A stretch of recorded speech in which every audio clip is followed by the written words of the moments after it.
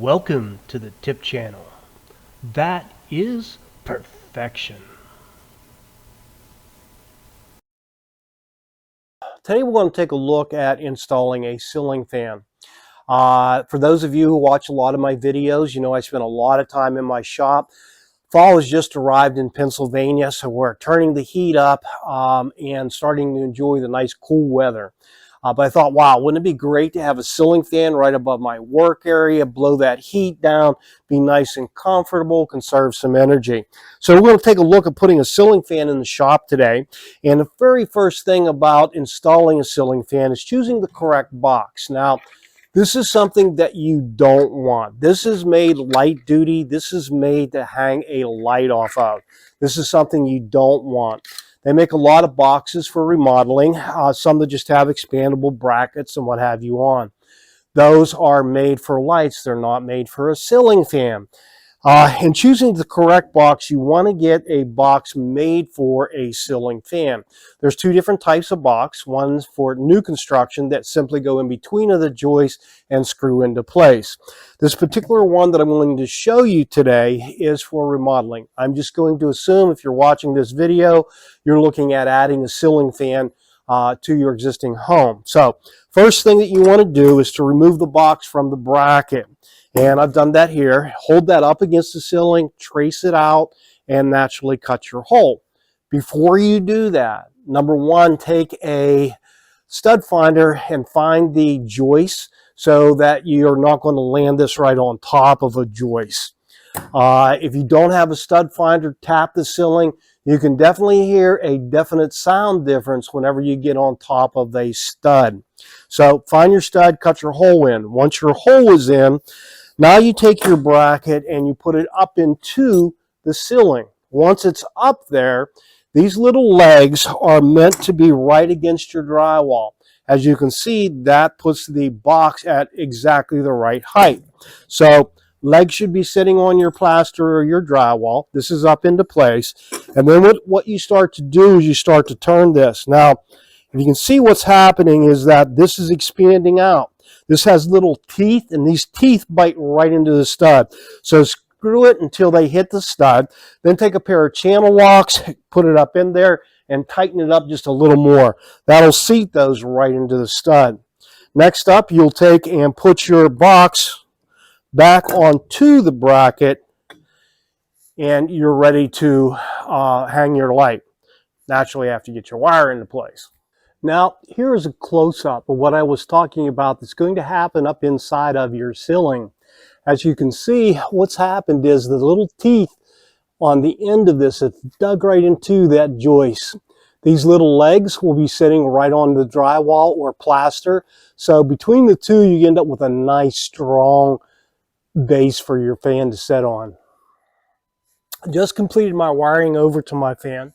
And I know there's a lot of wiring on YouTube, so I'm not going to get into that. But you young people do have a lot of options. Number one is ceiling fans nowadays come with a remote control. So all you really need is a feed. You don't even have to put a switch in. Or on Amazon, you can go on, there's devices. You put a device up in here, and then you take these switches, and you can place them anywhere around the room. They don't have to run any wires to them. It's all wireless. It's all basically remote controls. So fairly easy to do wiring nowadays in comparison to the old days where we had to snake things down the wall. Now I did add a panel to the bottom of my joist. My ceiling isn't finished. That's basically mimicking what you will have with naturally your ceiling. And that's going to give me the support on those little legs that I talked about. And first step is to take the bracket that comes with the ceiling fan and attach it to the box that we just put in the ceiling. Now the next step is to assemble the fan. Now most of these are pretty generically the same. First of all, you have a down rod, and down rods come in different sizes. So if you find that the down rod that came with your unit is too long, you can buy shorter ones, or if you want it to come further down from the ceiling, you can buy longer rods. You can also buy fans that are what's referred to as a ceiling hugger, meaning they go tight against the ceiling. But in our case, I'm using a 6-inch long down rod. My reason being is that I built my shop with a 12-foot ceiling. I like to be able to turn things around without hitting a ceiling. So naturally, same thing with the ceiling fan. I want it fairly close to the ceiling. So fairly generic. You take and push the wires through the down tube first. Once you get your wires up through the tube, next thing is there'll be a couple of set screws. You'll loosen those up, and then there's a pin that goes right through that shaft. After you put the pin through, in my case, I've got a little Carter key that goes on, and then you tighten up the set screws.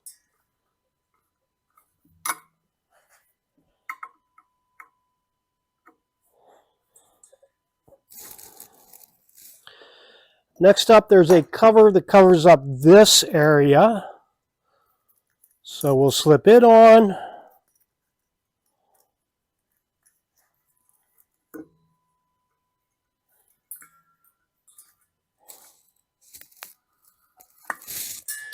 Next is a piece that covers up the unit on the ceiling.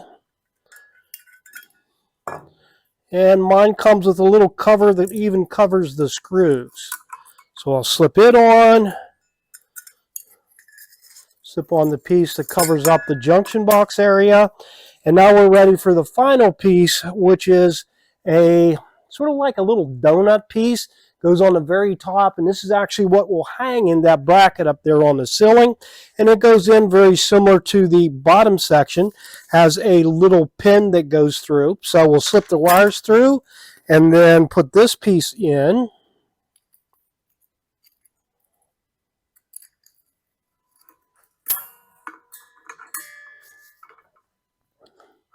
Next, we slip the pin into this piece. Pull this unit up, and then there's a little set screw that again you need to tighten up for that to stay in place.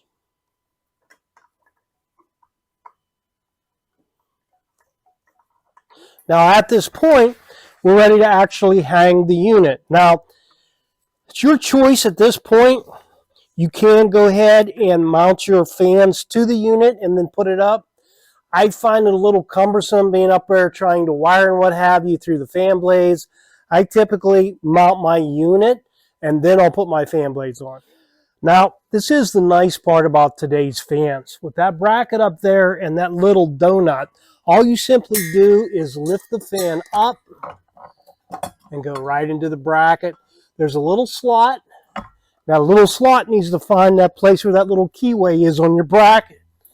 At this point, we're ready to do some wiring. Now, our unit has a remote control unit that slips right inside the bracket. So we'll get everything all wired up. One little tip.